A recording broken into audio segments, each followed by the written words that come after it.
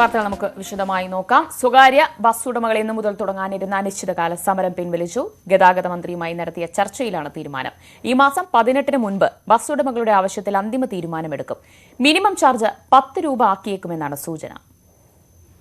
Kottayam Nattakam guest ഹൌസിൽ രാത്രി 10 മണിക്ക് നടന്ന ചർച്ചയിലാണ് സമരം തൽക്കാലത്തേക്ക് പിൻവലിക്കാൻ ബസ് ഉടമകൾ തീരുമാനിച്ചത്. നവംബർ 18-നകം ആവശ്യങ്ങളിൽ തീരുമാനമെടുക്കുമെന്ന് ഗതാഗത മന്ത്രി ആന്റണി രാജു പറഞ്ഞു. തുടർ ചർച്ചകൾ നടത്താനും ബസ് ഉടമകൾ ഉന്നയിച്ച ആവശ്യങ്ങളിൽ നവംബർ 18-ന് മുമ്പ് ഒരു തീരുമാനത്തിൽ എത്തിച്ചേരാൻ കഴിയുമെന്നാണ് ഗവൺമെന്റ് പ്രതീക്ഷിക്കുന്നത്.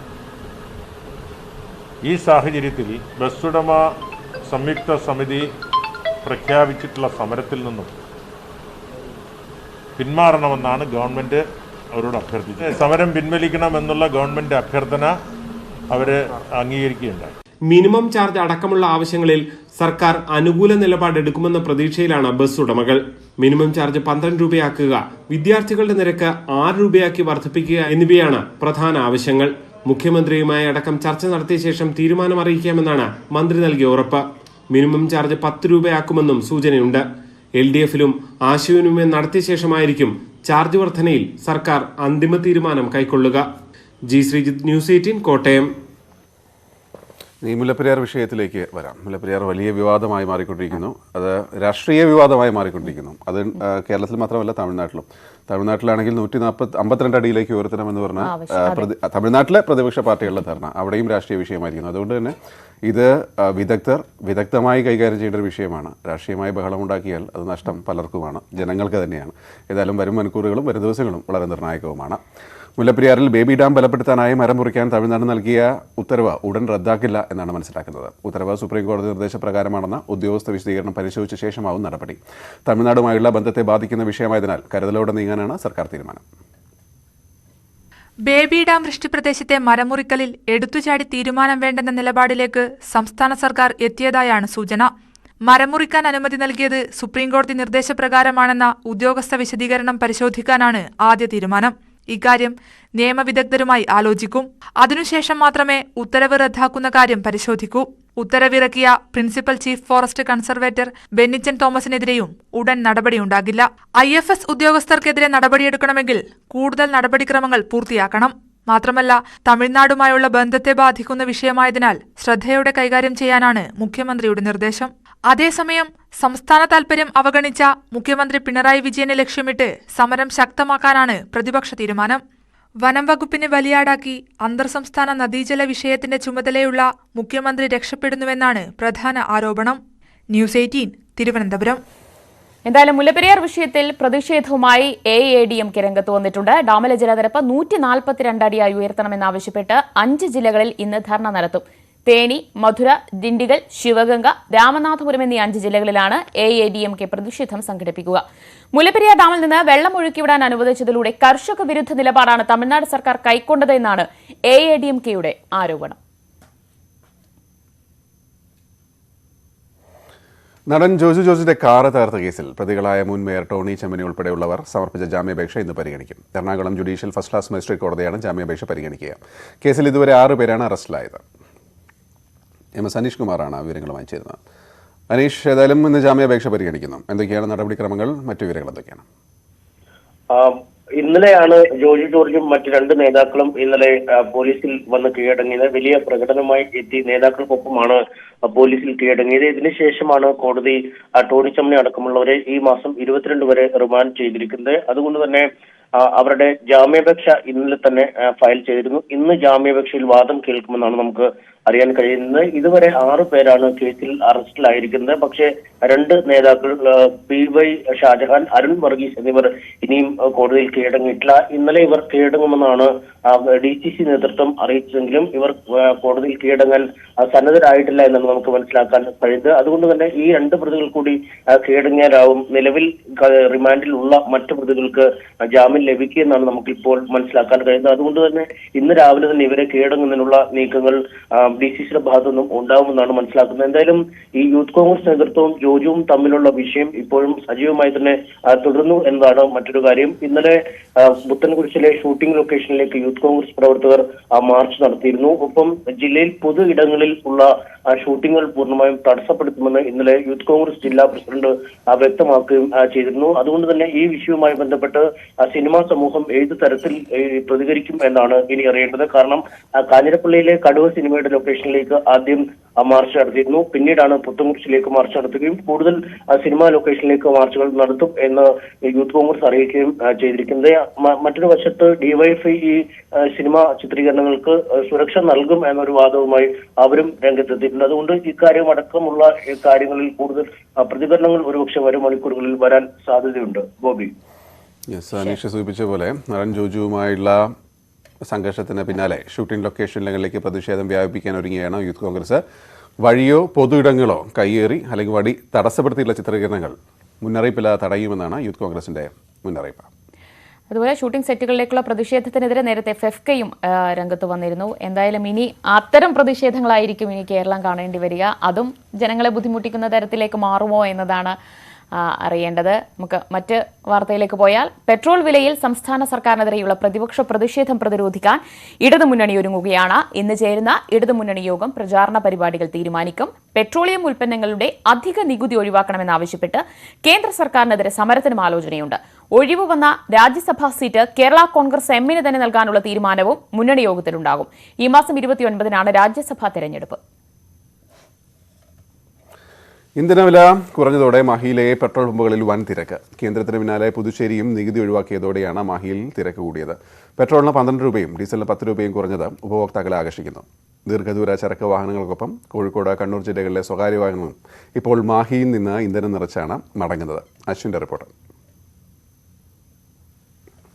കോഴിക്കോട്, കണ്ണൂർ ജില്ലകൾക്കിടയിലെ ഒരു ചെറിയ ഭൂപ്രദേശമാണ് മാഹി. ഭൂമിശാസ്ത്രപരമായി കേരളത്തിലാണെങ്കിലും പോണ്ടിച്ചേരി സംസ്ഥാനത്തിന്റെ ഭാഗമായ കേന്ദ്രഭരണ പ്രദേശമാണ് മാഹി. മദ്യത്തിന് നികുതി കുറവായതുകൊണ്ടും കുറഞ്ഞ ചെലവിൽ മദ്യം ലഭിക്കുന്നതുകൊണ്ടും മദ്യപാനികളുടെ പറദീസ എന്ന നിലക്കൊക്കെയായിരുന്നു മാഹിയുടെ പ്രശസ്തി ഇതുവരെ. എന്നാൽ ഇപ്പോൾ കാര്യങ്ങൾക്ക് ചെറിയ മാറ്റമുണ്ട്. പെട്രോളും ഡീസലും തേടിയാണ് ആളുകൾ മാഹിയിലേക്ക് എത്തുന്നത്. വലിയ തിരക്കാണ് ഈ പെട്രോൾ പമ്പുകളിൽ കേരളത്തിൽ നിന്ന് ഇങ്ങോട്ടേക്ക് ഇന്ധനം നിറക്കാൻ എത്തുന്നവരുടെ.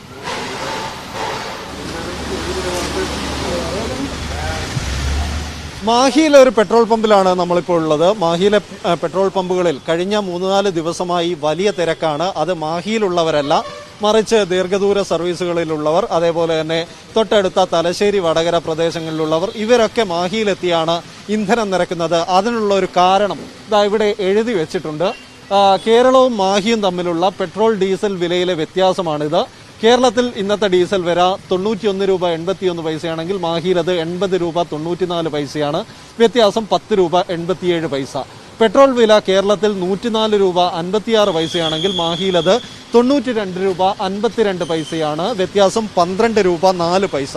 ഇത്ര വലിയൊരു വ്യത്യാസം തന്നെയാണ് ആളുകളെ കൂടുതലായി മാഹിയിലേക്ക് ആകർഷിക്കുന്നതും വരുന്നവരൊക്കെ ഫുൾ ടാങ്ക് ആക്കിയാണ് മടങ്ങുന്നത് എന്നുള്ളതും വളരെ ശ്രദ്ധിക്കേണ്ട കാര്യമാണ്. അത്തരത്തിൽ മാഹിയിലെ വിലക്കുറവ് വളരെയധികം ഗുണമായി ആളുകൾക്ക് മാറുന്നു. നല്ലൊരു വ്യത്യാസമുണ്ട്. പിന്നെ ഞങ്ങളപ്പോൾ ഇങ്ങോട്ട് പോകുന്നവരോ ഇവിടുന്ന് അടിച്ചിട്ട് പോവുക. എണ്ണ 104 റുപ്യല്ലേ, 104 റുപ്യാണ് വടകര, ഇവിടെ 92 രൂപയേ ഉള്ളൂ. അപ്പോൾ ഞങ്ങളിപ്പോൾ പൈതലും മല പോയിട്ട് വരുക. 300 രൂപ കണ്ണടിച്ചത് ഇവിടുന്ന്, താഴെ മാഹിന്ന് അടിച്ചതാ. തിരിച്ച് ഇവിടെ എത്തി ഞങ്ങൾ. ഇവിടെ വടകര അടിക്കാൻ നമ്മൾ തിരിച്ചിവിടെ എത്തൂല. തലശ്ശേരി 5:30 അവിടെ നിന്ന് എണ്ണ അടിക്കേണ്ടി വരും. ഇവിടത്തേക്കുള്ള കറക്റ്റ് എണ്ണ അടിച്ചിട്ട് ഇവിടുന്ന് ഇപ്പം ബാക്കിയുള്ള ഇവിടുന്ന് ഫുൾ ടാങ്ക് ആക്കിയിട്ട് നാട്ടിലേക്ക് തിരിച്ചു പോകാൻ വേണ്ടിയിട്ടാണ്. നല്ല ഡിഫറൻസ് ഉണ്ട്. ഏകദേശം 12 രൂപയുടെ അടുത്ത് വ്യത്യാസം ഉണ്ടല്ലോ. ഏകദേശം ഇപ്പോൾ ഒരു 500 രൂപ അടിച്ചിട്ട് തിരിച്ചു വരുമ്പോൾ തന്നെ നല്ല ഡിഫറൻസ്. ഇവിടെ വന്നിട്ട് ബാക്കി നാട്ടിലേക്ക് ഫുൾ ടാങ്ക് അടിച്ചിട്ട് പോകാൻ വേണ്ടി. തീർച്ചയായിട്ടും. ഇപ്പോൾ 92 റുപ്യാണ് ഇപ്പോൾ ഇവിടെ ഉള്ളത്. അത് മറ്റേ കേരളത്തിൽ അതിനേക്കാളും കൂടുതലാണ്. അതുകൊണ്ട് 104. അപ്പോൾ അതുകൊണ്ടാണ് അവിടെ നിന്ന് ഇങ്ങോട്ട് വന്നിട്ട് അടിക്കുന്നത് ഒരു ആശ്വാസം എന്നുള്ള നിലയ്ക്ക്. അടുത്ത പ്രദേശത്തുള്ള ഞാൻ മുന്നോലാണ്. അടുത്ത പ്രദേശത്തുള്ള ആൾക്കാർ തന്നെ ഇവിടെ വന്നിട്ട് തന്നെ അടിക്കുന്നത്. ഇവിടത്തേക്കായിട്ട് തന്നെ കീപ്പ് ചെയ്തുകൊണ്ടാണ് ഇവിടെ വന്ന് അടിക്കുന്നത്. അത് വലിയൊരു ആശ്വാസമുണ്ട് ഈ സമയത്ത്. പ്രത്യേകിച്ച് ഈ കൊറോണ കാലഘട്ടത്തിൽ ഈ സമയത്ത് നമുക്ക് വലിയൊരു സന്തോഷവും ആശ്വാസമുണ്ട്. അതിൽ നമ്മൾ പ്രത്യേകമായി ഈ പോണ്ടിച്ചേരി ഗവൺമെന്റിനെ അഭിനന്ദിക്കുന്നു. മറ്റ് സംസ്ഥാനങ്ങളിൽ നിന്നെത്തുന്ന ചരക്ക് ലോറികൾ, അതേപോലെ ദീർഘദൂര സർവീസ് നടത്തുന്ന ലോറികൾ, ഇവയൊക്കെയാണ് മാഹിയിലെ പമ്പുകളിൽ ഇപ്പോൾ കൂടുതലായും ഇന്ധനം നിറയ്ക്കാൻ എത്തുന്നത്. വരുന്നവരെല്ലാം ഫുൾ ടാങ്ക് അടിച്ചാണ് മടങ്ങുന്നതും എന്നതും ശ്രദ്ധേയമാണ്. കാരണം വലിയൊരു വ്യത്യാസമാണ് ഇവർക്ക് ഇതിലൂടെ ഉണ്ടാകുന്നത്. ഡീസലിന് 10 രൂപയിലധികം വ്യത്യാസമുണ്ടാവുന്നത് വലിയ ഗുണമാണ് എന്ന് ഈ ലോറികളിലെ ഡ്രൈവർമാരും നമ്മളോട് പങ്കുവെക്കുന്നു. ഇത് വലിയ ആശ്വാസം തന്നെയാണ്. തമിഴ്നാട്, ആന്ധ്ര തുടങ്ങിയ സംസ്ഥാനങ്ങളിലെ ലോറികളെല്ലാം ഈ റൂട്ടിൽ ഓടുന്ന സമയത്ത് മാഹിയിൽ നിന്ന് ഇന്ധനം നിറച്ചാണ് മടക്കുന്നത്. நல்ல வித்தியாசம். இன்னும் அத்தியாவசியத்துக்கு இன்னும் கொஞ்சம் கம்மியான நல்லா இது நல்லா இஷ்டமாக இருக்குது. மொதல் ரேட்டு 90 ரூபா இருந்தது, 92. அது வேறு தமிழ்நாட்டில் 100 ரூபா, 104 இருந்தது. இப்போ கொஞ்சம் குறைச்சி கம்மியாக இருக்குல்ல, கொஞ்சம் சந்தோஷம்தான். இன்னுം கொஞ்சம் കമ്മിയാണ് സന്തോഷமாக இருக்குது. 100 രൂപ ലാഭം വെച്ച് നോക്കുമ്പോൾ നമ്മൾ 100 ലിറ്റർ അടിക്കുന്നതിൽ അത് നല്ല ലാഭം കിട്ടുന്നതാണ്. അപ്പം മെനക്കെട്ട് ഇവിടെ തന്നെ വന്നടിക്കും. ഈ റൂട്ടിലോട്ടം പോകുമ്പോൾ ഇവിടെ തന്നെ സ്ഥിരം അടിക്കുന്നത്.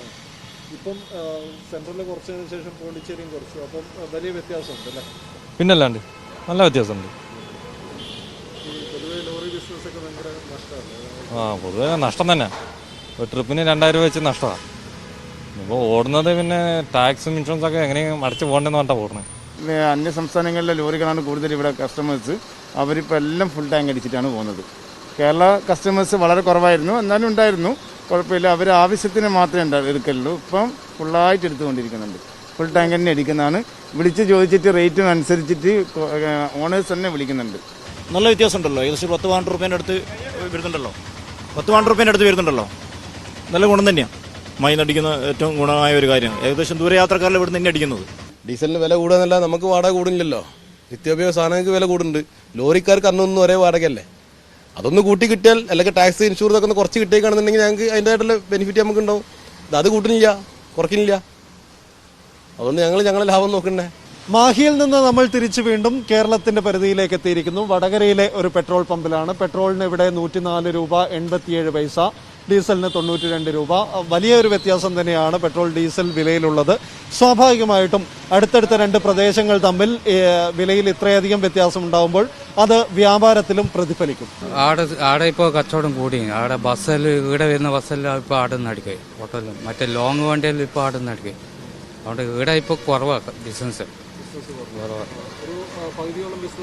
പകുതി കുറവല്ല. ഇപ്പം എല്ലാം ഇപ്പം അങ്ങോട്ടെല്ലാം അടിക്കുന്നത് മാഹിന്. ഇപ്പോൾ ഇവിടെ ഇപ്പം വെച്ചാൽ പരി കച്ചവടമായല്ലോ. മാഹിയിലേക്ക് പോയി നമ്മൾ അവിടെ നിന്ന് അടിച്ചിട്ട് തന്നെ എടുത്ത്. ഇവിടുത്തെ വില എത്ര വില മാറ്റമുണ്ടല്ലോ. ഇവിടുത്തെ വില താങ്ങാനാവില്ല, കൂടുതലും. എപ്പം കുറയുമെന്നൊന്നും പറയാൻ പറ്റില്ല. ഇനി എപ്പോൾ ഇവിടെ കൂടുകയെന്നും പറയാൻ പറ്റില്ല. ഇന്ധനവിലയിൽ വലിയ വ്യത്യാസമുണ്ടായതിനു ശേഷം വടകര തലശ്ശേരി മേഖലയിലെ പെട്രോൾ പമ്പുകളിൽ വ്യാപാരം കാര്യമായി തന്നെ കുറഞ്ഞിട്ടുണ്ട്. മറ്റൊരർത്ഥത്തിൽ പറഞ്ഞാൽ കേരളത്തിന് ലഭിക്കേണ്ട നികുതി പുതുച്ചേരിക്ക് പോകുന്നു എന്ന് ചുരുക്കം. പക്ഷേ പറഞ്ഞിട്ട് കാര്യമില്ല, ആളുകളുടെ കയ്യിൽ പൈസ ഇല്ലാത്ത സമയമാണ്, കൊറോണ കാലമാണ്. എങ്ങനെയെങ്കിലും ഒരു 10 രൂപ ലാഭിക്കാൻ കഴിഞ്ഞാൽ അത്രയും ആശ്വാസമെന്ന് ആളുകൾ പ്രതീക്ഷിക്കുന്ന ഒരു സമയമാണ്. ആ സമയത്താണ് മാഹിയിൽ നിന്ന് അപ്രതീക്ഷിതമായി ഇത്തരത്തിലൊരു ലോട്ടറി ഈ പ്രദേശങ്ങളിലുള്ള കോഴിക്കോട്, കണ്ണൂർ ജില്ലകളിലുള്ള ആളുകൾക്ക് ലഭിക്കുന്നത്. കോഴിക്കോട്, കണ്ണൂർ ജില്ലക്കാർക്ക് മാത്രമല്ല, ഇതര സംസ്ഥാനത്തു നിന്ന് വരുന്ന ചരക്ക് വാഹനങ്ങൾ വരെ മാഹിയിൽ നിന്ന് ഇന്ധനം നിറച്ചു പോകുന്ന ഒരു സ്ഥിതിയുണ്ട്. കോഴിക്കോട് നിന്ന് സ്വരൂപ് നിവേദ്യക്കൊപ്പം അശ്വിൻ വല്ലത്ത്, ന്യൂസ് 18. അതായത് ഒരു ചെറിയൊരു പ്രദേശം, അതിൽ ഒരു ഭാഗത്ത് 12 രൂപ കുറവ്, ഈ ഭാഗത്ത് 12 രൂപ കൂടുതൽ പെട്രോളിന്. അപ്പോൾ കുറ്റം പെട്രോളിൻ്റെതല്ല അല്ലേ, അതിന് നികുതി ചുമത്തുന്ന ഭരണകൂടങ്ങളെയാണ്. പിന്നെ എന്ത് ചെയ്യാം, അനുഭവിക്കുക എന്നല്ലാതെ നമുക്ക് വേറെ നിവൃത്തിയൊന്നുമില്ല. മറ്റു വിഷയങ്ങളിലേക്ക് വരാം. ഏതായാലും ഒരു കാര്യമുണ്ട്, വടകരക്കാർക്ക് ആശ്വാസം, തൊട്ടടുത്തൊരു മാഹിയെങ്കിലും ഉണ്ടല്ലോ. നമ്മളൊക്കെ എന്ത് ചെയ്യും അല്ലേ, നമ്മൾ അതുവഴി പോകുമ്പോൾ ഇനി അവിടെ കയറി ഫുൾ ടാങ്ക് അടിച്ചിട്ട് വരാം. അല്ലാതെ വേറെ വഴിയൊന്നുമില്ല. നമുക്ക് ഈ കൂടിയ പൈസയിൽ അടിക്കാനേ വഴിയുള്ളൂ. എന്തായാലും ഇനി കുറയുമെന്ന് വിചാരിക്കാം. നമുക്ക് മറ്റ് വാർത്ത നോക്കുമ്പോൾ അത് മഴയാണ്. സംസ്ഥാനത്ത് ഇന്ന് ഒറ്റപ്പെട്ട ശക്തമായ മഴ തുടരും. 11 ജില്ലകളിലാണ് യെല്ലോ അലർട്ട് ഉള്ളത്. ആലപ്പുഴ, കണ്ണൂർ, കാസർഗോഡ് ഒഴികെയുള്ള ജില്ലകളിലാണ് ഇന്ന് യെല്ലോ അലർട്ട്. ബംഗാൾ ഉൾക്കടലിൽ ഇന്ന് പുതിയ ന്യൂനമർദ്ദം രൂപപ്പെട്ടേക്കുമെന്ന് മുന്നറിയിപ്പുണ്ട്. ഉമേഷാണ് ചേരുന്നത്. ഉമേഷ്, എന്താണ് പുതിയ അറിയിപ്പുകൾ കാലാവസ്ഥാ കേന്ദ്രത്തിൽ നിന്ന്?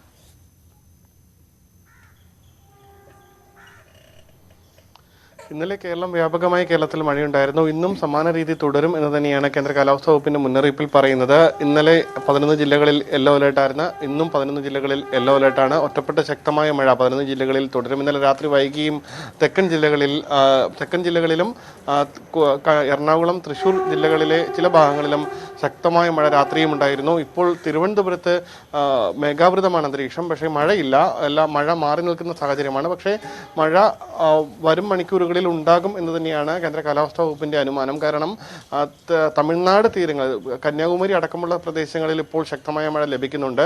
സ്വാഭാവികമായി ഇത്തരത്തിൽ കിഴക്കൻ കാറ്റിന്റെ സ്വാധീനം എന്തായാലും കേരളത്തെയും ബാധിക്കും. അത് സ്വാഭാവികമായി വരും മണിക്കൂറുകളിൽ മഴ ഉണ്ടാകുമെന്ന് തന്നെയാണ് കരുതുന്നത്.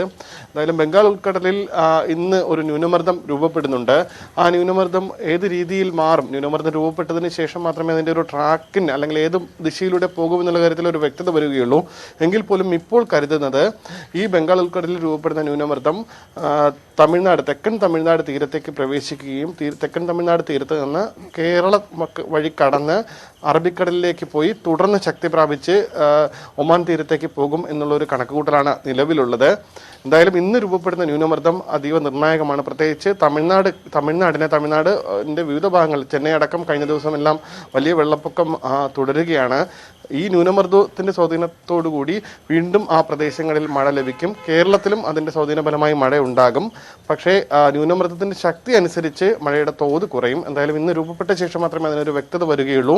എന്നാൽ ഈ ഒരു ന്യൂനമർദ്ദം കൊണ്ട് അവസാനിക്കുന്നില്ല എന്നുള്ളതാണ് മറ്റൊരു വസ്തുത. അതിനുശേഷം ഒരാഴ്ചക്കകം വീണ്ടും ഒരു ന്യൂനമർദ്ദം ഇതേ സ്ഥലത്ത്, അതായത് ബംഗാൾ ഉൾക്കടലിന്റെ ഇതേ സ്ഥലത്ത് ഇന്ന് ന്യൂനമർദ്ദം ഉണ്ടാകുന്ന അതേ സ്ഥലത്ത് തന്നെ വീണ്ടും ഒരു ന്യൂനമർദ്ദം കൂടി രൂപപ്പെടും.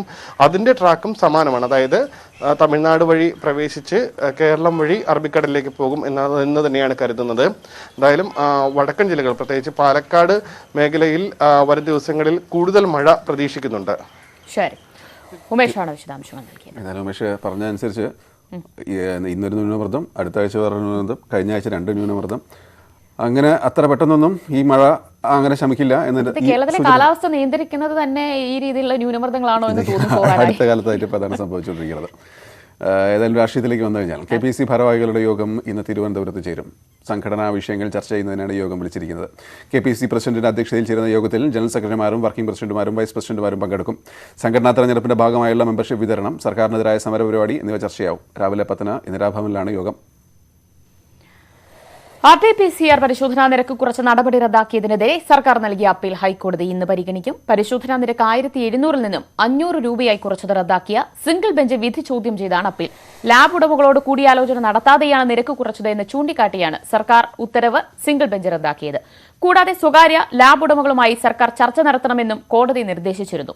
വസ്തുതകൾ പരിശോധിക്കാതെയുള്ള സിംഗിൾ ബെഞ്ച് വിധി റദ്ദാക്കണമെന്നാവശ്യപ്പെട്ടാണ് അപ്പീലുമായി സർക്കാർ ഡിവിഷൻ ബെഞ്ചിനെ സമീപിച്ചത്. ചീഫ് ജസ്റ്റിസ് അധ്യക്ഷനായ ഡിവിഷൻ ബെഞ്ചാണ് ഹർജി പരിഗണിക്കുക.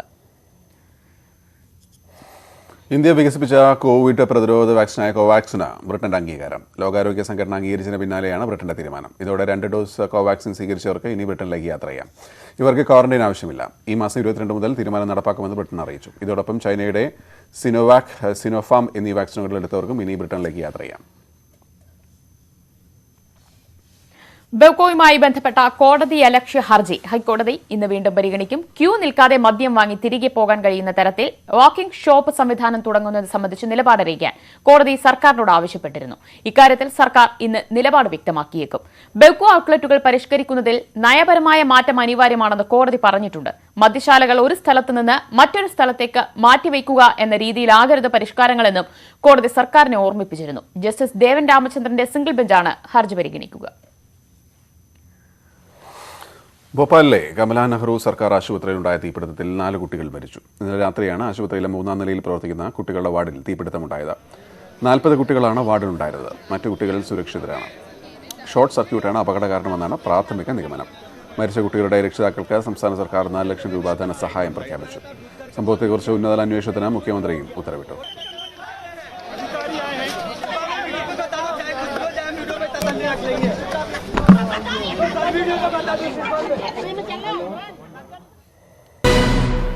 വാർത്തയിലേക്ക്. മലബാർ കലാപ നേതാവ് വാര്യൻകുന്നത്ത് കുഞ്ഞഹമ്മദ് ഹാജിയുടേതെന്ന പേരിൽ പുറത്തുവന്ന ചിത്രത്തിന്റെ ആധികാരികത ചോദ്യം ചെയ്ത് എഴുത്തുകാരനും ഗവേഷകനുമായ ഡോക്ടർ അബ്ബാസ് പനക്കൽ. ചിത്രത്തിന് ആധാരമായി പറയുന്ന ഫ്രഞ്ച് മാഗസിൻ സയൻസ് 8 വോയേജസിൽ അത് വാര്യൻകുന്നത്തിന്റേതാണെന്ന് പറയുന്നില്ലെന്നാണ് അബ്ബാസ് പനക്കലിന്റെ വാദം. ചിത്രം വാര്യൻകുന്നത്തിന്റേത് ഉറപ്പിക്കാൻ കൂടുതൽ ഗവേഷണങ്ങൾ വേണമെന്നും അബ്ബാസ് പനക്കൽ പറയുന്നു. സുൽത്താൻ വാരിയൻകുന്നൻ എന്ന പേരിൽ റമീസ് മുഹമ്മദ് എഴുതിയ പുസ്തകത്തിന്റെ കവർ ചിത്രമായാണ് വാരിയൻകുന്നത്തിന്റെ ചിത്രം പ്രസിദ്ധീകരിച്ചത്. 1922 French magazine science at voyages എന്ന പ്രസിദ്ധീകരണത്തിൽ വന്ന ചിത്രമാണെന്നാണ് എഴുത്തുകാരൻ അവകാശപ്പെട്ടത്. എന്നാൽ ഈ ചിത്രം കുഞ്ഞഹമ്മദ് ഹാജിയുടേതാണെന്ന് ഫ്രഞ്ച് മാഗസിനിൽ ഒരിടത്തും പറയുന്നില്ലെന്ന് ഡോക്ടർ അബ്ബാസ് പനക്കൽ ചൂണ്ടിക്കാട്ടുന്നു. മാഗസിൻ പ്രസിദ്ധീകരിച്ച ലേഖനത്തിന്റെ മുഴുവൻ ഭാഗവും അബ്ബാസ് പുറത്തുവിട്ടു. കലാപ നേതാവായിരുന്ന ആലി മുസ്ലിയാരുടെയും 2 കൂട്ടാളികളുടെയും ചിത്രങ്ങളാണ് മാഗസിനിൽ പ്രസിദ്ധീകരിച്ചത്. പേര് വ്യക്തമാക്കാതെ നൽകിയ ചിത്രം എങ്ങനെ വാര്യൻകുന്നത്ത് കുഞ്ഞഹമ്മദ് ഹാജിയുടേതാകുമെന്ന് ഉറപ്പിക്കാനാകുമെന്നാണ് ഡോക്ടർ അബ്ബാസ് പനക്കലിന്റെ ചോദ്യം. ആ മാഗസിനിൽ ഒരിടത്തും ഇത് വാര്യൻകുന്നൻ കുഞ്ഞഹമ്മദ് ഹാജിയുടെ ചിത്രമാണെന്ന് പറയുന്നില്ല. പകരം അവർ പറയുന്നത് ബ്രിട്ടീഷുകാരെ വകവരുത്തി ഇവിടെ സമരത്തിന് കൂടുതൽ പ്രചാരം നൽകിയ 2 മാപ്പിളമാരാണ് ഇത് എന്നാണ് അവര് ഈ ചിത്രത്തിന് അടിക്കുറിപ്പ് കൊടുത്തിട്ടുള്ളത്. അതുകൊണ്ട് തന്നെ ഈ മാഗസിൻ അത് ആലി മുസ്ലിയാരുടെ പടമാണെന്നതിന് തെളിവാണ്. എന്നാൽ ഇത് വാര്യൻകുന്നൻ കുഞ്ഞഹമ്മദ് ഹാജിയുടെ പടമാണ് എന്നതിന് ഈ ഫ്രഞ്ച് മാഗസിൻ നമുക്ക് തെളിവായിട്ട് എടുക്കാൻ കഴിയില്ല. മലബാർ കലാപത്തെ റഷ്യ പിന്തുണച്ചിരുന്നതായി സംശയിക്കുന്നതായും മാഗസിനിലെ ലേഖനത്തിൽ പറയുന്നുണ്ട്. വാര്യൻകുന്നത്ത് കൊല്ലപ്പെട്ട് 6 മാസത്തിന് ശേഷമാണ് മാഗസിൻ പുറത്തിറങ്ങിയത്. വാര്യൻകുന്നന്റെ ചിത്രം ഫ്രഞ്ച് മാഗസിനിൽ നിന്നാണ് ലഭിച്ചതെന്ന് റമീസ് മുഹമ്മദ് പറഞ്ഞിരുന്നുവെങ്കിലും പേജിന്റെ ഭാഗങ്ങൾ പുറത്തുവിട്ടിരുന്നില്ല. സയൻസ് അറ്റ് വോയേജസിന്റെ പേജുകൾ ഉൾപ്പെടുത്തിയ അബ്ബാസ് പനക്കലിന്റെ ഫേസ്ബുക്ക് പോസ്റ്റിനെതിരെ ഒരു വിഭാഗം ശക്തമായ വിമർശനവുമായി രംഗത്തെത്തിയിട്ടുണ്ട്. മുഹമ്മദ് ഷഹീദ്, ന്യൂസ് 18 കോഴിക്കോട്. ഷഹീദാണ് വിശദാംശങ്ങളുമായി ചേരുന്നത്. ഷഹീദ്, ഇപ്പോൾ അദ്ദേഹം പറഞ്ഞ പോയിന്റ് കൃത്യമാണ്. 3 പേരുടെ ഫോട്ടോ അത് ആലി മുസ്ലിയാരാണെന്ന് പറയുന്നുണ്ടെന്ന് മനസ്സിലാക്കുന്നു. ബാക്കി 2 പേര് ആരാന്ന് പറയുന്നില്ല. അപ്പോൾ പിന്നെ ആരാന്ന് ഉറപ്പിക്കുക ബുദ്ധിമുട്ടാണ് അല്ലേ?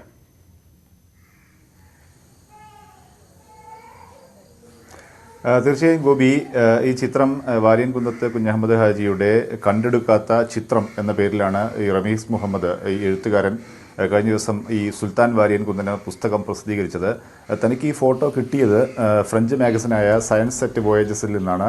താൻ അത് ചരിത്രത്തിൽ മറഞ്ഞു കിടന്ന ഒരു വസ്തുത അവിടെ നിന്നും ആർക്കൈവ്സിൽ നിന്ന് താൻ ഗവേഷണം നടത്തി കണ്ടെത്തി അങ്ങനെ പുറത്തു കൊണ്ടുവന്ന് വാര്യൻകുന്നത്ത് കുഞ്ഞഹമ്മദ് ഹാജിയുടെ യഥാർത്ഥ ചിത്രം എന്ന പേരിലാണ് റമീസ് മുഹമ്മദ് ആ ചിത്രം അവതരിപ്പിച്ചതും ആ ചിത്രം ആ പുസ്തകത്തിൽ ഉൾപ്പെടുത്തിയതും അതിന് വലിയ പ്രചാരണം ലഭിക്കുകയും ചെയ്യുന്നൊരു സാഹചര്യം ഉണ്ടായത്. പക്ഷേ ഇതിനെയാണ് ഇപ്പോൾ ഒരു വാര്യൻകുന്നത്തിൻ്റെതാണെന്ന് ഉറപ്പിച്ച് പറയാൻ ഇപ്പോഴും കഴിയില്ല എന്നൊരു വിശദീകരണവുമായി എന്നൊരു വാദവുമായി അബ്ബാസ് പനക്കൽ രംഗത്ത് വന്നിരിക്കുന്നത്. അതിന് അദ്ദേഹം ഏറ്റവും പ്രധാനമായും ഉയർത്തി കാണിച്ചിരിക്കുന്നത് ഈ റമീസ് മുഹമ്മദ് ഈ പുസ്തകത്തിന് ആധാരമായി തന്നെ ചൂണ്ടിക്കാണിച്ച, അതായത് തനിക്ക് ഈ ചിത്രം വാര്യൻകുന്നത്തിൻ്റെ ചിത്രം ലഭിച്ചു എന്ന് പറയുന്ന സയൻസ് അറ്റ് വോയേജസ് മാഗസിനിലെ 5ാമത്തെ പേജ്, ആ പേജിൻ്റെ പൂർണ്ണ ഭാഗം പുറത്തുവിട്ടുകൊണ്ടാണ് അബ്ബാസ് പനക്കൽ രംഗത്ത് വന്നിരിക്കുന്നത്. അദ്ദേഹം അതിൽ ചൂണ്ടിക്കാണിക്കുന്നത് അതൊരു ലേഖനമാണ്. ആ ലേഖനത്തിൽ 3 ചിത്രങ്ങളും കൊടുത്തിട്ടുണ്ട്. ആ ലേഖനത്തിൽ ഒരിടത്തും വാര്യൻകുന്നത്ത് കുഞ്ഞഹമ്മദ് ഹാജിയുടെ പേര് പരാമർശിക്കുന്നില്ല. ഒപ്പം ആ ചിത്രത്തിൻ്റെ അടിക്കുറിപ്പായും ഒന്നും അങ്ങനെ നൽകിയിട്ടില്ല. ഒപ്പം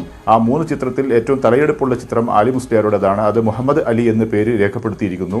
മറ്റ് 2 പേരുടേത് ഈ കലാപത്തിന് ആലി മുസ്ലിയാരെ സഹായിച്ച, കലാപത്തിന് പ്രചരണം നൽകിയ 2 പേർ എന്ന് മാത്രമാണ് ഈ ചിത്രം ആ മാഗസിനിൽ ആ ലേഖനത്തിൽ പറയുന്നത്.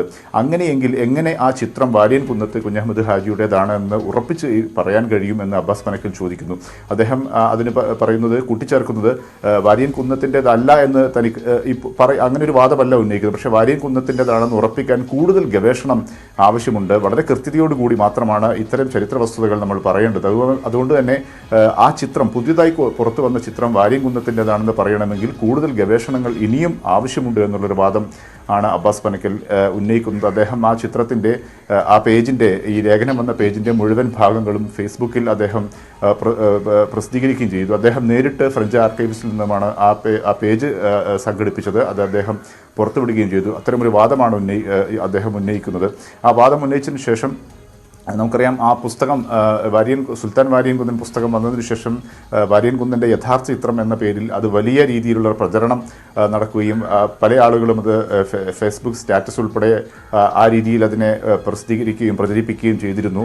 അതുകൊണ്ട് തന്നെ അബ്ബാസ് പനക്കലിൻ്റെ ഈ വാദം, അദ്ദേഹം ഇത് വാര്യൻകുന്നൻ്റെതാണെന്ന് ഉറപ്പിച്ചു പറയാൻ കഴിയില്ല എന്നുള്ള ഒരു വാദം റമീസ് മുഹമ്മദ് തന്നെ ആധാരമാക്കിയ ഈ ഫ്രഞ്ച് ആർക്കൈവ്സ് ഉന്നയിച്ചുകൊണ്ട് തന്നെ പറഞ്ഞതോടുകൂടി വലിയ വിമർശനം അദ്ദേഹത്തിനെതിരെ ഉയരുകയും ചെയ്യുന്നുണ്ട്. ഏതായാലും ഈ സമൂഹ മാധ്യമങ്ങളിലും പുറത്തുമൊക്കെ വലിയൊരു ചർച്ചാ വിഷയമായി ഈ 2 വാദങ്ങളും ഇപ്പോൾ നിലനിൽക്കുകയാണ്. ഏതായാലും കൂടുതൽ ഗവേഷണം ആവശ്യമുണ്ട് എന്നുള്ളത് തന്നെയാണ് ഈ ചരിത്ര ഗവേഷകൻ കൂടിയായ അബ്ബാസ് പനക്കൽ ചൂണ്ടിക്കാണിക്കുന്നത്. ഇതൊറ്റ കാര്യം, ആ ലേഖനത്തിൽ പറയുന്ന കാര്യങ്ങൾ എന്താ? ഏതായാലും ഫോട്ടോ സംബന്ധിച്ചുള്ള വിവാദം തൽക്കാലം തീരുമെന്ന് തോന്നുന്നില്ല, കാരണം ഒരു ആധികാരികത അതിന് വേണ്ടല്ലോ. ലേഖനത്തിൽ പറയുന്നത് എന്താണ്?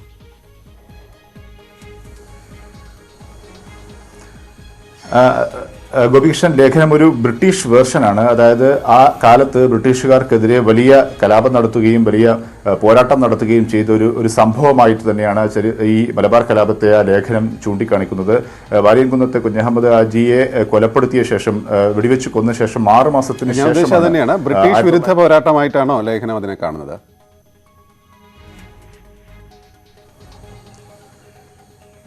തീർച്ചയായും ഗോപികൃഷ്ണൻ, ബ്രിട്ടീഷ് വിരുദ്ധ പോരാട്ടം തന്നെയാണ്. ബ്രിട്ടീഷുകാരെ കൊലപ്പെടുത്താൻ വേണ്ടി മാപ്പിളമാർ നടത്തിയിരിക്കുന്ന ഒരു പോരാട്ടം എന്നുള്ള രീതിയിൽ തന്നെയാണ് അതിനെ ചിത്രീകരിച്ചിരിക്കുന്നത്. അതിന്റെ പോരാട്ട നേതാക്കന്മാർ ആണ് എന്ന് കാണിച്ചുകൊണ്ടാണ് ആലി മുസ്ലിയാരുടെയും മറ്റ് 2 പേരുടെയും പേരുകൾ സൂചിപ്പിച്ചിരിക്കുന്നത്. മറ്റൊരു കാര്യം കൂടി ആ ലേഖനത്തിൽ പറയുന്നുണ്ട്. അതായത് ഈ തരത്തിൽ വലിയ സായുധ പോരാട്ടം നടത്താൻ വേണ്ടി ഈ ഒരു മലബാറിലെ മാപ്പിളമാർക്ക് അതിന്റെ പ്രചോദനവും സഹായവും ലഭിച്ചത് ഒരുപക്ഷെ റഷ്യയിൽ നിന്നാകാം എന്നുള്ള ഒരു പരാമർശം കൂടി ആ ലേഖനത്തിൽ ചൂണ്ടിക്കാണിക്കുന്നുണ്ട്. അതായത് റഷ്യയിൽ ഈ ഏഷ്യൻ രാജ്യങ്ങളിൽ ബ്രിട്ടീഷ് വിരുദ്ധ പോരാട്ടം നടത്താൻ വേണ്ടി ചില ചെറു സംഘങ്ങൾക്ക് റഷ്യയിൽ അക്കാലത്തുള്ള ചില ഗ്രൂപ്പുകൾ കമ്മ്യൂണിസ്റ്റ് ഗ്രൂപ്പുകൾ സഹായം ചെയ്തിരുന്നു എന്നുള്ള ഒരു ചരിത്ര വസ്തുതകൾ മറ്റ് പല ചരിത്ര ഗ്രന്ഥങ്ങളിലും ഒക്കെ ഉണ്ട്. ഇത് ചൂണ്ടിക്കാണിച്ച് അത്തരം ഒരു സാഹചര്യം, അത്തരം ഒരു പോരാളികളെ സഹായിക്കാൻ വേണ്ടിയുള്ള ചില സംവിധാനങ്ങൾ റഷ്യയിലുണ്ട്. അവരുടെ സഹായം ഒരുപക്ഷെ ഈ മലബാറിലെ മാപ്പിളമാർക്ക് ലഭിച്ചിരിക്കാം എന്നുള്ള ഒരു പരാമർശം കൂടി ഈ ലേഖനത്തിൽ ഉണ്ട് എന്നുള്ളത് തന്നെയാണ്. അതായത് പുറത്തു നിന്നുള്ള ചില സഹായങ്ങൾ ലഭിക്കാതെ എങ്ങനെയാണ് ഈ തരത്തിൽ ഈ സായുധ പോരാട്ടം, ആയുധമൊക്കെ കൈവശപ്പെടുത്തിക്കൊണ്ടുള്ളൊരു പോരാട്ടം നടത്തുക എന്നുള്ള ചില സംശയങ്ങളുമൊക്കെ ഈ ലേഖനത്തിൽ പങ്കുവെക്കുന്നുണ്ട്. ഏതായാലും വലിയ തോതിലുള്ള ബ്രിട്ടീഷുകാർക്ക് വലിയ തലവേദന സൃഷ്ടിച്ചിരുന്ന ഒരു കലാപം എന്നുള്ള രീതിയിൽ തന്നെയാണ് ഈ മാഗസിനിൽ മലബാർ കലാപത്തെ സൂചിപ്പിച്ചിരിക്കുന്നത്. ഗോപികൃഷ്ണൻ. ശരി ഷാഹിദ്. നമുക്ക് മറ്റു വാർത്തകൾ നോക്കാം. കരിപ്പൂരിൽ ഹജ്ജ് ഹൌസിനോട് ചേർന്ന് വനിതകൾക്കായി നിർമ്മിക്കുന്ന കെട്ടിടത്തിന്റെ നിർമ്മാണം അവസാന ഘട്ടത്തിൽ. 82 കോടി രൂപ ചെലവിട്ട് അത്യാധുനിക സൗകര്യങ്ങളോടെയാണ് കെട്ടിടം നിർമ്മിക്കുന്നത്. കൂടുതലും വനിതാ തീർത്ഥാടകരാണ് ഹജ്ജ് യാത്രയ്ക്ക് ഉണ്ടാകാറുള്ളത്. അവരുടെ താമസം, വിശ്രമം, പ്രാർത്ഥന, പ്രാഥമിക കാര്യങ്ങൾ എന്നിവയ്ക്കുള്ള സൗകര്യം പുതിയ കെട്ടിടത്തിൽ ഒരുക്കിയിട്ടുണ്ട്. നിലവിലുള്ള ഹജ്ജ് ഹൌസ് കെട്ടിടം പുരുഷ തീർത്ഥാടകർക്ക് മാത്രമാക്കും. 1 മാസത്തിനിടെ പുതിയ കെട്ടിടം ഉദ്ഘാടനത്തിന് സജ്ജമാകുമെന്നാണ് പ്രതീക്ഷിക്കുന്നത്. 3 നിലകളിൽ 32,000 ചതുരശ്ര അടിയിലാണ് കെട്ടിടം. 8 കോടി രൂപ ചെലവിട്ടാണ് നിർമ്മാണം. കോവിഡ് പശ്ചാത്തലത്തിൽ 2 വർഷമായി തീർത്ഥാടനം നടന്നിട്ടില്ല. സംസ്ഥാനത്ത് നിന്ന് ഹജ്ജ് തീർത്ഥാടകരുടെ എണ്ണം വർദ്ധിച്ചതോടെയാണ് വനിതകൾക്ക് മാത്രമായി കെട്ടിടം നിർമ്മിക്കാൻ തീരുമാനിച്ചത്. അതേസമയം കോഴിക്കോട് വിമാനത്താവളത്തെ ഹജ്ജ് എംബാർക്കേഷൻ കേന്ദ്രങ്ങളിൽ നിന്ന് ഒഴിവാക്കിയതിൽ പ്രതിഷേധമുണ്ട്. കരിപ്പൂരിൽ ഹജ്ജ് ഹൌസും വനിതകൾക്കുള്ള പ്രത്യേക ബ്ലോക്കും ഒരുക്കിയിട്ടും ഹജ്ജ് യാത്രയ്ക്ക് കരിപ്പൂരിനെ ഹജ്ജ് എംബാർക്കേഷൻ പോയിന്റായി അനുവദിക്കാത്തതിലാണ് പ്രതിഷേധം. ന്യൂസ് 18 കരിപ്പൂർ. ശമ്പള പരിഷ്കരണം ആവശ്യപ്പെട്ട സർക്കാർ മെഡിക്കൽ കോളേജ് ഡോക്ടർമാർ സമരത്തിൽ. എല്ലാ സർക്കാർ മെഡിക്കൽ കോളേജുകളിലെയും പ്രിൻസിപ്പൽ ഓഫീസിലേക്ക് പ്രതിഷേധ മാർച്ചും ധർണയും നടത്തും. രോഗികളെ പരിചരിക്കുന്നത് ബാധിക്കാതെയാണ് പ്രതിഷേധം സംഘടിപ്പിക്കുക. 2016 നടക്കേണ്ടിയിരുന്ന ശമ്പള പരിഷ്കരണം 2020 മാത്രമാണ് ലഭ്യമായതെന്നും എന്നാൽ ഭൂരിഭാഗം മെഡിക്കൽ കോളേജ് അധ്യാപകർക്കും പുതുക്കിയ ശമ്പളം അനുസരിച്ചുള്ള പേ സ്ലിപ്പ് പോലും നൽകിയില്ല എന്നും ഡോക്ടർമാർ പറയുന്നു. ഗുജറാത്ത് തീരത്ത് മത്സ്യത്തൊഴിലാളിയെ വെടിവെച്ച് കൊലപ്പെടുത്തിയ സംഭവത്തിൽ ഇടഞ്ഞ് ഇന്ത്യയും പാകിസ്ഥാനും. പാക് ഹൈക്കമ്മീഷനിലെ ഉന്നത നയതന്ത്ര ഉദ്യോഗസ്ഥനെ വിളിച്ചു വരുത്തിയാണ് വിദേശകാര്യ മന്ത്രാലയം പ്രതിഷേധം അറിയിച്ചത്. എന്നാൽ വെടിയുതിർത്തിട്ടില്ലെന്ന നിലപാടിലാണ് പാകിസ്ഥാൻ. അന്താരാഷ്ട്ര ഉടമ്പടികളും ഉഭയകക്ഷി ധാരണകളും പാകിസ്ഥാൻ ലംഘിച്ചതായാണ് വിദേശകാര്യ മന്ത്രാലയത്തിന്റെ വിമർശനം. മത്സ്യത്തൊഴിലാളികൾക്ക് നേരെ ഒരു പ്രകോപനവുമില്ലാതെയാണ് വെടിയുതിർത്തതെന്നും ഇന്ത്യ വിമർശിച്ചു. പാക് സർക്കാർ അന്വേഷണം നടത്തണമെന്നും ഇന്ത്യ ആവശ്യപ്പെട്ടിട്ടുണ്ട്. അതേസമയം ഗുജറാത്ത് തീരത്ത് മത്സ്യത്തൊഴിലാളികൾക്ക് നേരെ വെടിവെച്ചിട്ടില്ല എന്ന നിലപാടിലാണ് പാക് നാവികസേന.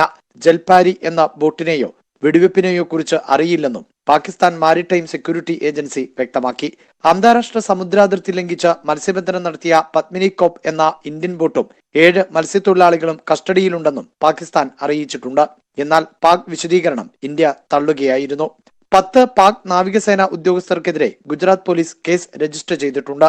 ശനിയാഴ്ച വൈകിട്ട് 4 മണിയോടെയുണ്ടായ വെടിവെപ്പിൽ മഹാരാഷ്ട്രയിലെ താനെ സ്വദേശിയായ ശ്രീധർ രമേശ് ചമ്ര എന്ന 32-കാരനാണ് കൊല്ലപ്പെട്ടത്.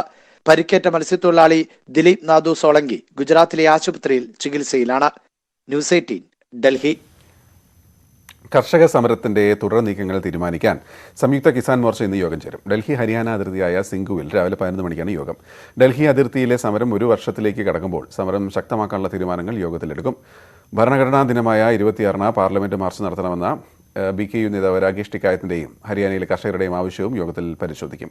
അതേസമയം ഹരിയാനയിലെ ഹിസാറിൽ കർഷകരുടെ SP ഓഫീസ് ഉപരോധം തുടരുകയാണ്. BJP MP രാംചന്ദർ ജഗ്രയുടെ കാറിന്റെ ചില്ലുകൾ തകർന്ന പരാതിയിൽ കർഷകർക്കെതിരെ എടുത്ത കേസുകൾ പിൻവലിക്കണമെന്നാവശ്യപ്പെട്ടാണ് ഉപരോധം. അഫ്ഗാനിസ്ഥാനിലെ സുരക്ഷാ പ്രശ്നങ്ങൾ ചർച്ച ചെയ്യാൻ വിവിധ രാജ്യങ്ങളുടെ സുരക്ഷാ ഉപദേഷ്ടാക്കളുടെ യോഗം നാളെ നടക്കും. ഡൽഹിയിൽ നടക്കുന്ന യോഗത്തിൽ ദേശീയ സുരക്ഷാ ഉപദേഷ്ടാവ് അജിത് ഡോവൽ അധ്യക്ഷനാകും. Iran, Kazakhstan, Kyrgyzstan, Russia, Tajikistan, Turkmenistan, Uzbekistan എന്നീ രാജ്യങ്ങളുടെ പ്രതിനിധികൾ പങ്കെടുക്കും. അഫ്ഗാനിൽ കുടുങ്ങിപ്പോയ ഇന്ത്യക്കാരെ ജന്മനാട്ടിൽ തിരികെ എത്തിക്കാനുള്ള ശ്രമം കേന്ദ്ര സർക്കാർ ഊർജിതമാക്കിയിട്ടുണ്ട്. ഇതിനായി പ്രത്യേക ഉന്നതതല സമിതി രൂപീകരിച്ചു. പലരുവിട്ട വാഹനാപകടത്തിൽ മുൻ മിസ് കേരള അടക്കം മരിച്ച സംഭവത്തിൽ അപകടത്തിൽപ്പെട്ട കാറിന്റെ ഡ്രൈവർ അറസ്റ്റിൽ. തൃശൂർ മാള സ്വദേശി അബ്ദുൾ റഹ്മാനാണ് അറസ്റ്റിലായത്. മനഃപൂർവ്വമല്ലാത്ത നരഹത്യയ്ക്കും അശ്രദ്ധമായി വാഹനമോടിച്ച് അപകടമുണ്ടാക്കിയതിനുമാണ് കേസ്. അപകടത്തിൽ മരിച്ചവരുടെ സുഹൃത്താണ് ഇദ്ദേഹം. നവംബർ 1 തിങ്കളാഴ്ച പുലർച്ചെയാണ് ഇടപ്പള്ളി അരൂർ ദേശീയപാതയിൽ അപകടമുണ്ടായത്. വാഹനാപകടത്തിൽ മുൻ miss Kerala Ansi Kabeer, miss Kerala runner up Anjana Shajan എന്നിവർ സംഭവസ്ഥലത്ത് വെച്ചും ഇവരുടെ സുഹൃത്ത് മുഹമ്മദ് ആഷിഖ് കഴിഞ്ഞ ദിവസം ആശുപത്രിയിൽ വെച്ചും മരിച്ചു. വാഹനമോടിച്ചിരുന്ന അബ്ദുൾ റഹ്മാൻ പരിക്കേറ്റ് ചികിത്സയിലായിരുന്നു. ഡിസ്ചാർജ് ചെയ്തതിന് തൊട്ടു പിന്നാലെയാണ് പാലാരിവട്ടം പോലീസ് ഇയാളെ അറസ്റ്റ് ചെയ്തത്. മനഃപൂർവ്വമല്ലാത്ത നരഹത്യ, അശ്രദ്ധമായി വാഹനമോടിച്ച് അപകടമുണ്ടാക്കൽ തുടങ്ങിയ വകുപ്പുകൾ ചുമത്തിയാണ് അറസ്റ്റ്. പ്രതിയെ കോടതിയിൽ ഹാജരാക്കിയതിനു ശേഷം റിമാൻഡ് ചെയ്തു. സംഭവ സമയത്ത് ഇയാൾ മദ്യലഹരിയിലായിരുന്നുവെന്നാണ് പോലീസ് റിപ്പോർട്ട്. അമിത വേഗതയാണ് അപകടത്തിന് കാരണമെന്ന് നേരത്തെ കണ്ടെത്തിയിരുന്നു. എതിരെ വന്ന ബൈക്കുമായി കൂട്ടിയിടിക്കാതിരിക്കാൻ പെട്ടെന്ന് വെട്ടിച്ച കാർ മീഡിയനിൽ ഇടിച്ചായിരുന്നു അപകടം. ഫോർട്ട് കൊച്ചിയിലെ ഹോട്ടലിൽ നിന്ന് നിശാ പാർട്ടി കഴിഞ്ഞ് തൃശൂരിലേക്ക് മടങ്ങും വഴിയായിരുന്നു അപകടമെന്ന് പോലീസ് അന്വേഷണത്തിൽ കണ്ടെത്തിയിരുന്നു. ന്യൂസ് 18 കൊച്ചി. സംസ്ഥാന ടെലിവിഷൻ പുരസ്കാരങ്ങൾ വിതരണം ചെയ്തു. 2 പുരസ്കാരങ്ങളാണ് ന്യൂസ് 18 കേരളത്തിന് ലഭിച്ചത്. മികച്ച വാർത്താ അവതാരകയ്ക്കുള്ള പുരസ്കാരം MG രേണുകയും മികച്ച TV ഷോ കറന്റ് അഫയേഴ്സ് പ്രോഗ്രാമിനുള്ള പുരസ്കാരം അപർണക്കുറുപ്പും മന്ത്രി സജി ചെറിയാനിൽ നിന്ന് ഏറ്റുവാങ്ങി. രേണുകയ്ക്ക് 4 മണി വാർത്തയ്ക്കും അപർണയ്ക്ക് സ്പെഷ്യൽ കറസ്പോണ്ടന്റ് പ്രതിവാര പരിപാടിക്കുമാണ് പുരസ്കാരം ലഭിച്ചത്. അവതരണ മികവ് തുടങ്ങിയവയെല്ലാം രേണുക MGയെ വേറിട്ട വാർത്താ അവതാരകയാക്കുന്നു. രാഷ്ട്രീയത്തെ സ്പെഷ്യൽ കറസ്പോണ്ടന്റ് എന്ന പ്രതിവാര പേരുള്ള ധീരമായി തുറന്നു കാണിച്ചതിന് ആൺകാക്കൾക്ക് കൊത്തിപ്പറിക്കാനുള്ളതേയുള്ളൂ തങ്ങളെന്ന് വിശ്വസിക്കുന്ന മന്ത്രിമാരായ വി ശിവൻകുട്ടി, ആന്റണി രാജു, GR അനിൽ തുടങ്ങിയവരും പുരസ്കാരദാന ചടങ്ങിൽ പങ്കെടുത്തു. ശുദ്ധി, സ്ഫുടത, വാർത്തയുടെ ഉള്ളറിഞ്ഞുള്ള അവതരണ മികവ് തുടങ്ങിയവയെല്ലാം രേണുക MGയെ വേറിട്ട വാർത്താ അവതാരകയാണ്. ഏകീകൃത നിയമം വരുന്നതോടെ അന്യാധീനപ്പെട്ട ക്ഷേത്രഭൂമി തിരിച്ചുപിടിക്കാൻ ഒരുങ്ങിയ മലബാർ ദേവസ്വം ബോർഡ്. 24,000 ഏക്കർ ക്ഷേത്രഭൂമി അന്യാധീനപ്പെട്ടതായാണ് കണക്ക്. ഏകീകൃത ബിൽ പാസാക്കുന്നതോടെ കൊച്ചി തിരുവിതാംകൂർ മാതൃകയിൽ മലബാർ ദേവസ്വം ബോർഡും സ്വതന്ത്രമാവും. 1951 Hindu religious and charitable endowment നിയമമാണ് മലബാർ ദേവസ്വം ബോർഡ് ഇപ്പോഴും പിന്തുടരുന്നത്. കൊച്ചി തിരുവിതാംകൂർ ദേവസ്വം മാതൃകയിൽ ഏകീകൃത നിയമം വരുന്നതോടെ മലബാർ ദേവസ്വം ബോർഡ് സ്വതന്ത്ര സംവിധാനമായി മാറും. മലബാർ ദേവസ്വം ഏകീകൃത ബിൽ ഉടൻ നിയമസഭയിൽ പാസാക്കുമെന്നാണ് വിവരം. അങ്ങനെ വരുന്നതോടെ 2007 വരെയുള്ള കണക്കനുസരിച്ച് അന്യാധീനപ്പെട്ട 24,693 ഏക്കർ ക്ഷേത്രഭൂമി തിരിച്ചുപിടിക്കാനാണ് മലബാർ ദേവസ്വം ബോർഡിന്റെ തീരുമാനം. സ്പെഷ്യൽ ടീം സമർപ്പിച്ച റിപ്പോർട്ടിന്റെ അടിസ്ഥാനത്തിൽ മലബാർ ദേവസ്വം ബോർഡിന് കീഴിലെ 1123 ക്ഷേത്രങ്ങളുടെ ഭൂമിയിൽ കയ്യേറ്റം കണ്ടെത്തിയിരുന്നു. കാസർഗോഡ് മുതൽ തൃശൂർ വരെയുള്ള ക്ഷേത്രങ്ങളുടെ ഭൂമിയാണ് ട്രസ്റ്റികൾ പാട്ടത്തിന് നൽകിയും കയ്യേറിയും അന്യാധീനപ്പെട്ടത്. ഏകീകൃത നിയമം വരുന്ന മുറയ്ക്ക് കോടികൾ വിലമതിക്കുന്ന ഭൂമി തിരിച്ചുപിടിക്കാനാകുമെന്നാണ് മലബാർ ദേവസ്വം ബോർഡിന്റെ പ്രതീക്ഷ. ചില ദേവസ്വത്തിന്റെ ഉടമസ്ഥതയിൽ 500 ഏക്കർ ഭൂമിയുണ്ട്, പക്ഷെ അമ്പലത്തിൽ നിത്യതയ്ക്ക് പോലും വഴിയില്ല. ഇപ്പോൾ ഗവൺമെന്റിന്റെ മുമ്പിൽ നമ്മളൊരു നിർദ്ദേശം വെച്ചിട്ടുണ്ട്, ഒരു ട്രിബ്യൂണൽ, ദേവസ്വം ട്രിബ്യൂണൽ, ഈ ഭൂമിയുമായി ബന്ധപ്പെട്ട കാര്യങ്ങളിലെല്ലാം തീർപ്പ് കൽപ്പിക്കുന്നതിനുള്ള ഒരു ട്രിബ്യൂണൽ വേണം എന്ന് ഗവൺമെന്റിന്റെ മുമ്പാകെ ഒരു ആവശ്യം വെച്ചിട്ടുണ്ട്. എന്നാൽ 2007 ശേഷം അന്യാധീനപ്പെട്ട ഭൂമിയുടെ കണക്ക് ദേവസ്വം ബോർഡിലില്ല. ക്ഷേത്രങ്ങളുടെ ഭൂമി കയ്യേറ്റം സംബന്ധിച്ച് 149 പേജുള്ള സമഗ്രമായ റിപ്പോർട്ട് ദേവസ്വം ബോർഡ് സർക്കാരിന് നൽകി വർഷങ്ങളായിട്ടും ഭൂമി തിരിച്ചുപിടിക്കാൻ നടപടിയായിരുന്നില്ല. മലബാർ ദേവസ്വം ബോർഡിന് കീഴിലുള്ള ക്ഷേത്രങ്ങളെല്ലാം സ്വതന്ത്ര യൂണിറ്റായാണ് പ്രവർത്തിക്കുന്നത്. അതായത് ക്ഷേത്ര സ്വത്തുകാര്യങ്ങളിൽ ദേവസ്വം ബോർഡിനേക്കാൾ അവകാശം ട്രസ്റ്റികൾക്കെന്ന് ചുരുക്കം. ഏകീകൃത നിയമത്തോടെ ട്രസ്റ്റികളുടെ അധികാരം ഇല്ലാതാകും. S. വിനേഷ് കുമാർ, ന്യൂസ് 18, കോഴിക്കോട്. പള്ളി ഇടവകകളിൽ സമാധാന അന്തരീക്ഷം ഉണ്ടാകേണ്ടതുണ്ടെന്നും ഇതിനായുള്ള പ്രവർത്തനങ്ങൾ ഓർത്തഡോക്സ് സഭ പരമാധ്യക്ഷന്റെ ഭാഗത്തു നിന്നുണ്ടാകണമെന്നും മുഖ്യമന്ത്രി. ഓർത്തഡോക്സ് സഭയുടെ പരമാധ്യക്ഷനായി സ്ഥാനാരോഹിതനായ ബസേലിയോസ് മാർത്തോമ്മ മാത്യൂസ് തൃതീയൻ കാതോലിക്ക ബാവയ്ക്ക് തിരുവനന്തപുരത്ത് ഒരുക്കിയ സ്വീകരണ ചടങ്ങ് ഉദ്ഘാടനം ചെയ്യുകയായിരുന്നു മുഖ്യമന്ത്രി. അതേസമയം വിവാദ വിഷയങ്ങളൊന്നും പരാമർശിക്കാതെയായിരുന്നു ഉമ്മൻചാണ്ടിയുടെ വാക്കുകൾ.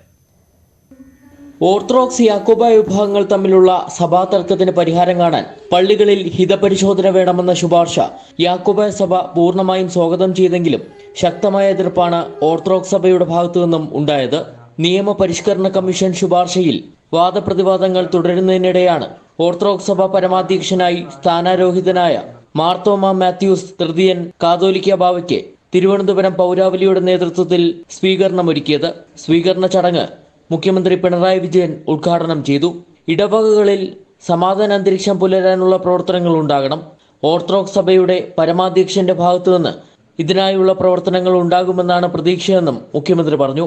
കണ്ടനാട് വെസ്റ്റ് ഭദ്രാസനത്തിന്റെ മെത്രാപോലീത്തയായി ശുശ്രൂഷ ചെയ്യുമ്പോൾ തൻ്റെ അധികാരപരിധിയിൽ വരുന്ന ഇടവകകളിലെല്ലാം സമാധാന അന്തരീക്ഷം ഉറപ്പുവരുത്താനായി അക്ഷീണം യത്നിച്ചിട്ടുണ്ട്.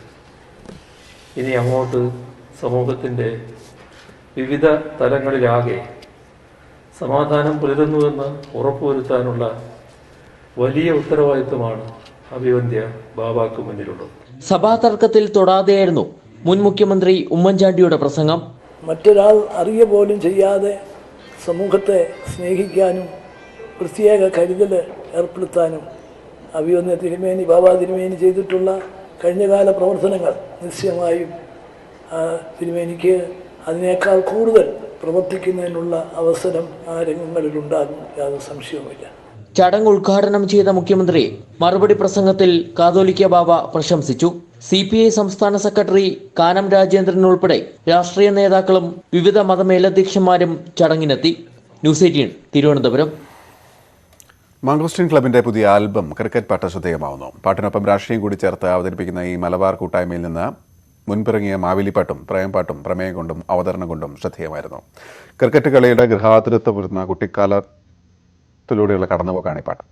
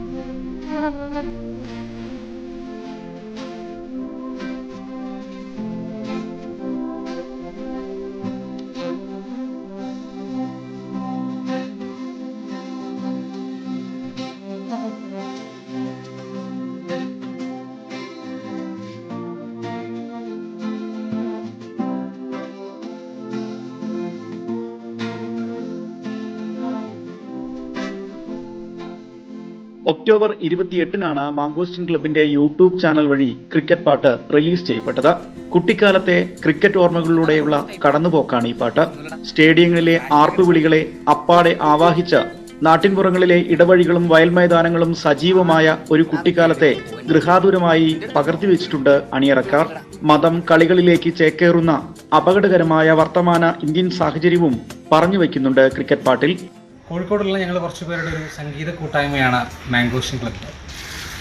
പാട്ടിനോടൊപ്പവും കലയോടൊപ്പവും രാഷ്ട്രീയം കൂടി ചേർത്ത് പറയുക എന്നുള്ളതാണ് ഞങ്ങളുടെ ഒരു കൂട്ടായ്മയുടെ, ഞങ്ങളുടെ കലാപ്രവർത്തനത്തിൻ്റെ തന്നെ ഉദ്ദേശ ലക്ഷ്യം.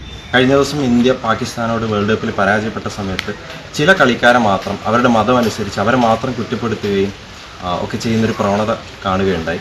മതം വേർതിരിക്കുന്ന ഇന്നത്തെ ഇന്ത്യയിൽ ക്രിക്കറ്റിൻ്റെ ആശയം എന്നുള്ളത് നമ്മളെല്ലാവരും ഭിന്നിപ്പിക്കുന്നതിന് പകരം ഒന്നിച്ചു നിർത്തുന്ന ഒരു വികാരമായി മാറട്ടെ എന്ന് പ്രത്യാശിക്കുന്നു.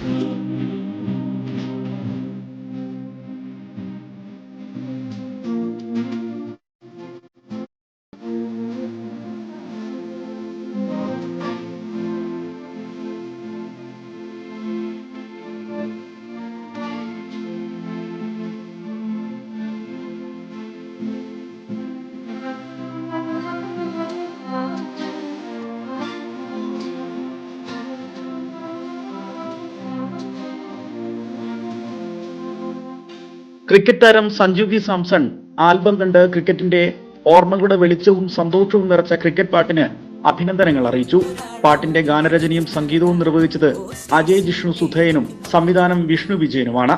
മറ്റൊരു കളികളിലും ഇല്ലാത്ത വിധം ഓരോ ബോളിലും ലോക ചരിത്രം മാറ്റിവരയ്ക്കുന്ന വരവുകളുള്ള ക്രിക്കറ്റ് കളിയെപ്പറ്റി പുതിയ ജാഗ്രതകളും പ്രേക്ഷകന് നൽകുന്നുണ്ട് ക്രിക്കറ്റ് പാട്ടിൽ.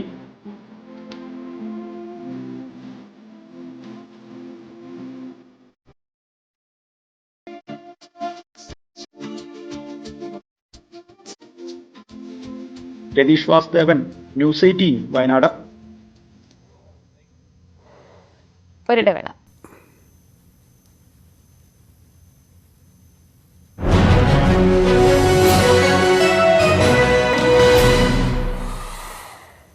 കുഞ്ഞു പ്രായത്തിൽ തന്നെ ഇന്റർനാഷണൽ ബുക്ക് ഓഫ് റെക്കോർഡ്സിലടക്കം 3 റെക്കോർഡുകൾ സ്വന്തമാക്കിയ ഒരു കൊച്ചുമുടുക്കിയുണ്ട് തിരുവനന്തപുരത്ത്. 3.5 വയസ്സുകാരിയായ ശിവന്യയാണ് 195 രാജ്യങ്ങളുടെ തലസ്ഥാനങ്ങളുടെ പേരുകൾ 4 മിനിറ്റ് കൊണ്ട് പറഞ്ഞ റെക്കോർഡ് സ്വന്തമാക്കിയത്.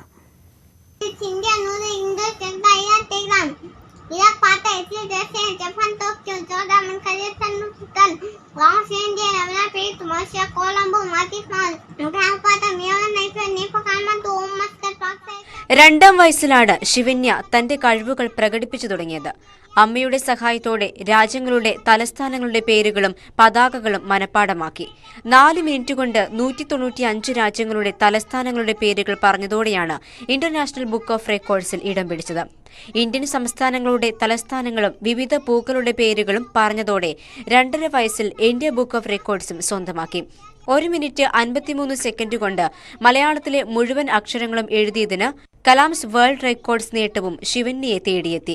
അങ്ങനെ 3.5 വയസ്സിനിടെ 3 റെക്കോർഡുകളാണ് ഈ കൊച്ചുമിടുക്കി സ്വന്തം പേരിൽ എഴുതിയത്.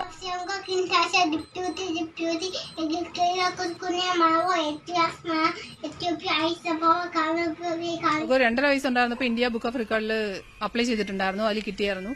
പിന്നെ ഇപ്പൊ 3.5 വയസ്സായി. ഇപ്പൊ ഇന്റർനാഷണൽ ബുക്ക് ഓഫ് റെക്കോർഡും കലാം വേൾഡ് റെക്കോർഡും കിട്ടിയിട്ടുണ്ട്. കലാമിൽ 2 റെക്കോർഡ് കിട്ടിയിട്ടുണ്ട്. ഒന്ന് ഈ 197 രാജ്യങ്ങളും അതിന്റെ ഫ്ലാഗുകളും ക്യാപിറ്റൽസും പറഞ്ഞതിന് കിട്ടിയതാണ്. ഇനി ഒന്ന് മലയാള അക്ഷരങ്ങൾ 1 മിനിറ്റ് 53 സെക്കൻഡിൽ എഴുതിയിട്ടുണ്ട്, അതിന് കിട്ടിയതാണ്. വലിയശാല സ്വദേശികളായ ചിത്തിരവേളിന്റെയും ഉമാ മഹേശ്വരിയുടെയും മകളാണ് ശിവന്യ.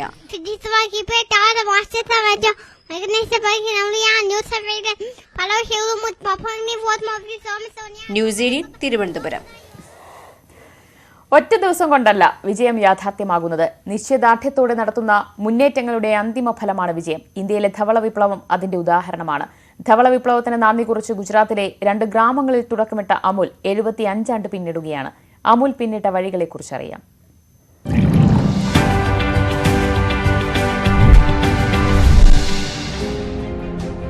2016 ഉറി ഭീകരാക്രമണത്തിന് ഇന്ത്യ മറുപടി കൊടുത്തത് ഒരു സർജിക്കൽ സ്ട്രൈക്കിലൂടെയായിരുന്നു. നിയന്ത്രണ രേഖ കടന്നു പറന്ന നമ്മുടെ ധീരസൈനികർ പാകിസ്ഥാൻ മണ്ണിലെ ഭീകരതാവളങ്ങൾ തകർത്തു. ഓരോ ഇന്ത്യക്കാരനും അഭിമാനം നൽകിയ ധീരതയുടെ പര്യായമായിരുന്നു സർജിക്കൽ സ്ട്രൈക്ക്. ആ വർഷത്തെ പരസ്യത്തിലൂടെ ഇന്ത്യയുടെ ധീരന്മാർക്ക് അമുൽ സല്യൂട്ട് ചെയ്തു.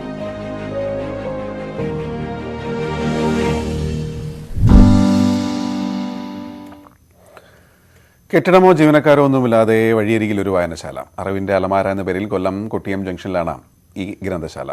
എടുക്കുന്ന പുസ്തകങ്ങൾ തിരികെ വെക്കണമെന്ന് സംഘാടകർ നിർദ്ദേശിക്കും. പുസ്തകം മടക്കി നൽകിയില്ലെങ്കിലും പ്രത്യേകിച്ച് പരാതിയോ പരിഭ്രമവുമില്ല.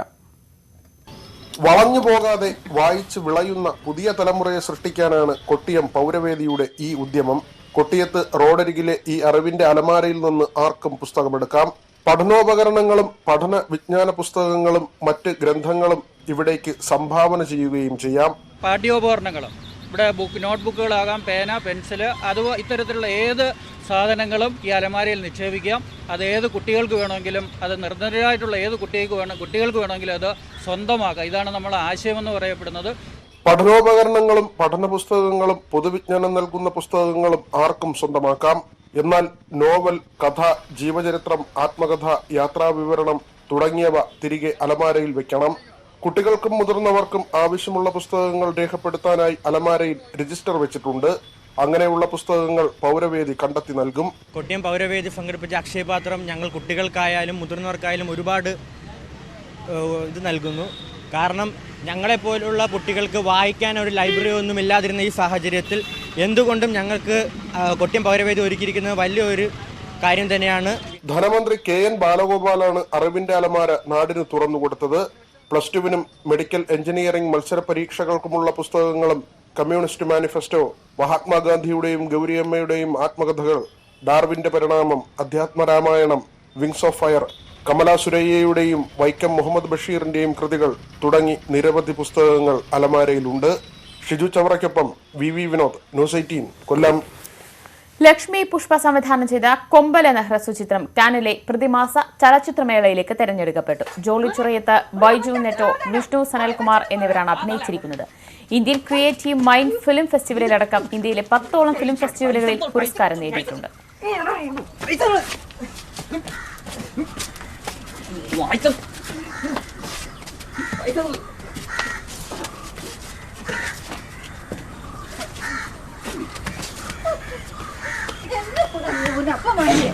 തള്ള നിങ്ങളെ വയറ്റുണ്ടെങ്കിൽ ഇങ്ങനെ തന്നെ കെട്ടണമെന്നുണ്ടോ? നിങ്ങൾക്ക് ഉണവരാണ്ട് വന്നിരിക്കും കാണിച്ചാൽ വരട്ടെ. നീ വാ, എനിക്കോ തന്നു വിട്ട് നിങ്ങൾക്ക് നാട്ടിൽ മൊത്തം അപ്പോണ്ടൊക്കെ